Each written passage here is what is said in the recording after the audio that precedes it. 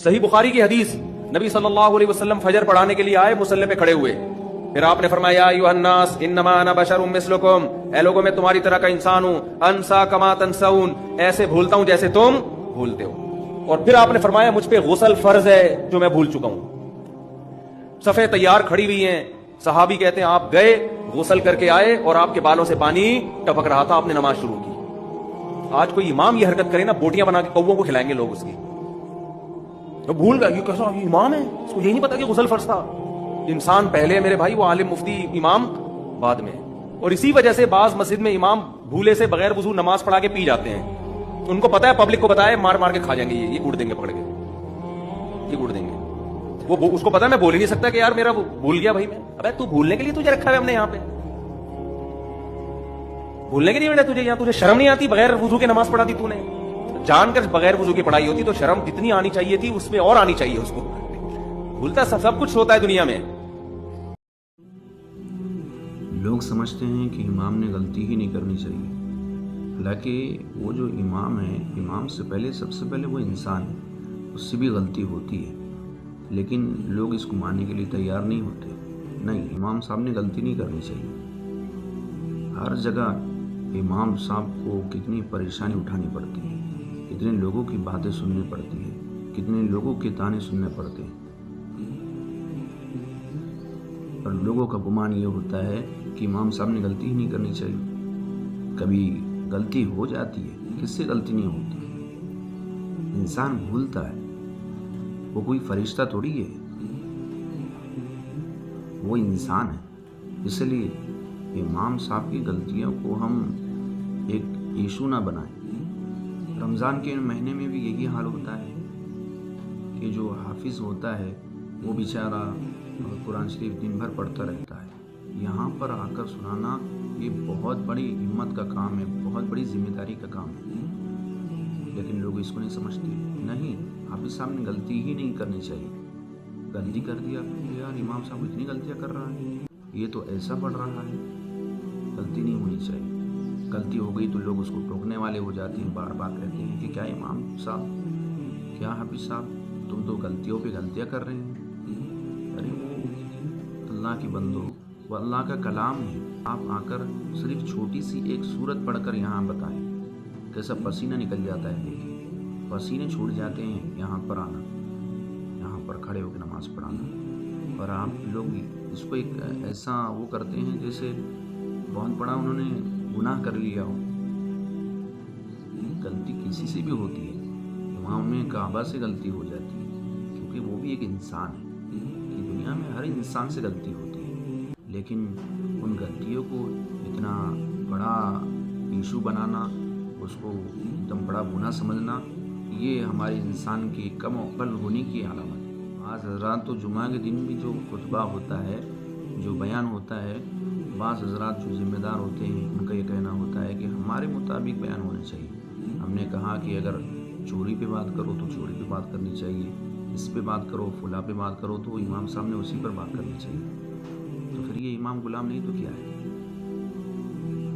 اور جو ذمہ دار حضرات ہیں ان کے خلاف اگر امام کام کرتا ہے تو اس کو نکال دیا جاتا ہے، تو پھر یہ ناانصافی نہیں تو اور کیا ہے؟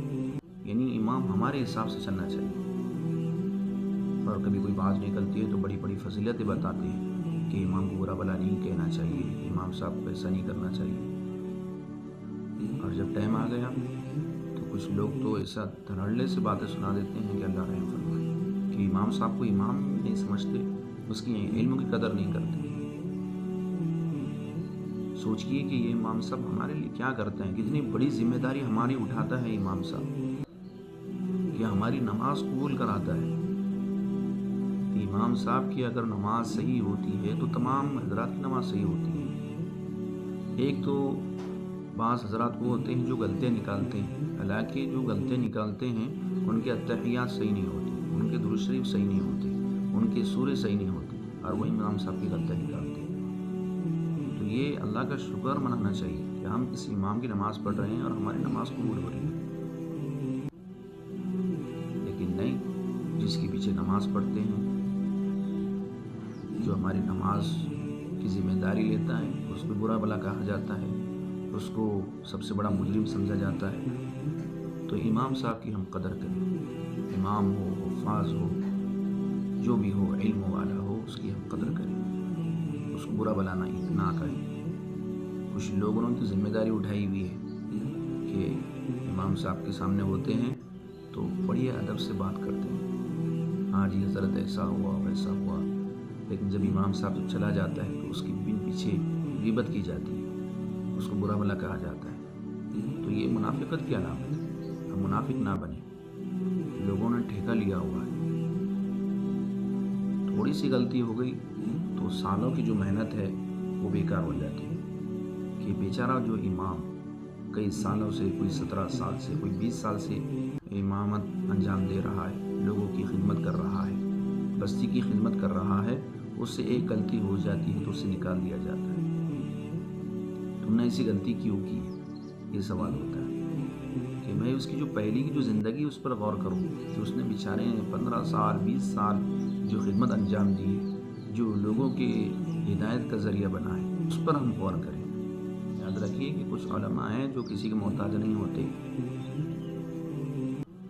لوگ سمجھتے ہیں کہ بھئی ان کو ضرورت ہے، اب ان کے پیچھے کوئی نہیں ہے، اس لیے وہ امامت کرے گا، اس کے علاوہ کچھ نہیں کر سکتا۔ امام بہت کچھ کرتا ہے، عالم دین بہت کچھ کر سکتا ہے، آپ کے ذہن میں بھی نہیں گزرے گا کہ ایسا کچھ کر سکتا ہے۔ دنیا داری عام لوگوں سے وہ بہتر کر سکتا ہے، لیکن وہ نہیں کر سکتا کیونکہ اسے لوگوں کی خدمت کرنی ہے۔ لیکن لوگ نہیں چاہتے کہ یہ امام ہمارے پاس رہے۔ لوگ کچھ دن ہو جاتے ہیں اس کے پیچھے نماز پڑھتے ہیں، اور پھر جب کچھ دن ہو جاتے ہیں تو پھر کہتے ہیں کہ بھئی امام کو بدلنا پڑتا، یار تھوڑا مزہ نہیں آ رہا بیان جیسا کرنے کا تو ویسا نہیں کر رہے۔ اور بیان آپ نے کتنا عمل کیا؟ بیان تم نے اتنے سالوں سے سنا ہے امام کا، کتنا عمل تم نے اپنی زندگی میں کیا؟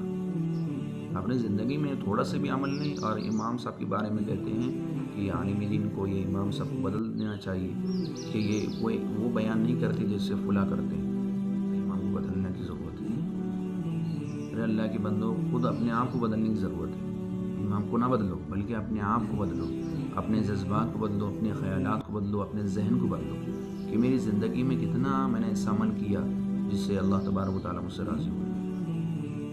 ہم علماء کا خیال کریں، ان کا احترام کریں، ان کے ساتھ بیٹھے، ان سے کچھ اپنا فائدہ حاصل کریں، ورنہ جب یہ علماء چلے جائیں گے تو پھر ہماری ہر چیز کے پھر لالے ہو جائیں گے۔ اللہ تبارک و تعالیٰ ہم سب کو